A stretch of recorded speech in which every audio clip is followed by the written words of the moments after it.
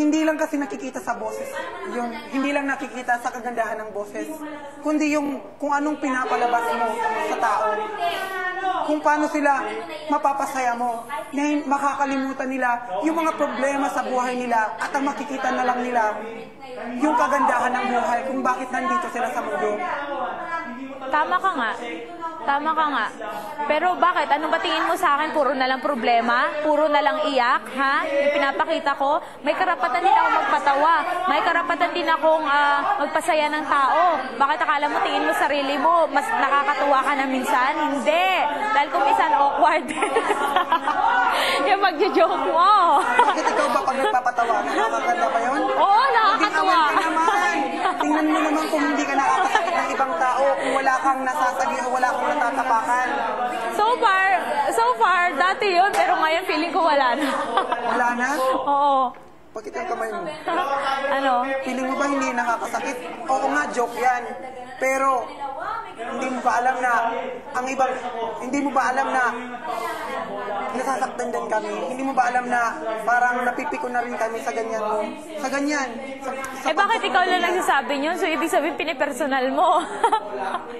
Hindi lang. Ginagaya mo nga eh. Ginagaya nga ni Miguel, ginagaya nga ni Van, ginagaya nyo ang lahat eh. O, so ibig sabihin... Grand Star Dreamer, bakit ikaw at hindi siya? Bakit ikaw at hindi siya? La Arnie, ako talaga magiging Grand Star Dreamer. Kasi lahat ibinuhos ko dito. O sige, bahala ka. Ikaw maging Grand Star Dreamer. Ikaw manalo ng lahat. Pero sa puso ko, ako yung Grand Star Dreamer. Ako sa puso ko at hindi mawawala yun. Nakuha mo man yung ano ng mga tao. Yung puso ng mentors, yung puso ng mga viewers, ng mga ano dyan. Pero ako sa puso ko dito, ako Grand Star Dreamer. Nilalagay dito. At hindi lang tinitingin ko sa sarili ko, sa lahat ng tao. Kung ano natatamasa ko ngayon, para sa kanila to. O bakit? Ano ba tingin mo sa akin? Para din naman sa kanila yun. Ano yan? Ano yan? Ano yan? Ano ginagawa nyo? Ano? Hanggat di sinasabing tapos, tuloy. Ano, dali. Ano pa sabihin mo? How do you feel?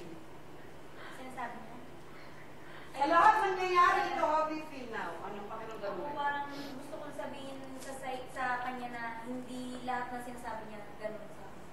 Hindi totoo. Naniniwala ka bang ikaw ang Grand Star Dreamer?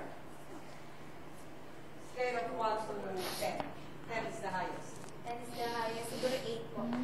Okay, ikaw. Nakuha mo ba? Hindi. Ano pakiramdaman sa sarili mo? I feel so high. Rate 1 to 10. 10 is the highest. 10. Kayo, how do you feel? Sa exercise? Ako po, lahat ng sinabi niya, parang inabsorb ko lang kasi yun yung makakatulong sa akin kung ano pang kaya kong ibuga. Yung mga yung mga strength niya, inabsorb ko lang kung paano pa magiging better ako. Yun yung sinabi niya, yun yung paghuhugutan ko. Nawala ako. 1 to 10. 10 is the highest. Anong rate mo sarili mo? 9. 9. Ikaw, nakuha mo ba? Nanalo ka ba? 9.1. 9.1. Totoo? Yan ang nararamdaman mo? Yung totoo. Ano yung totoo? Nakuha mo yung exercise? Nagawa mo ba yung exercise? Opo. Kasi po, kaya hindi ako makapagsilata ng maayos.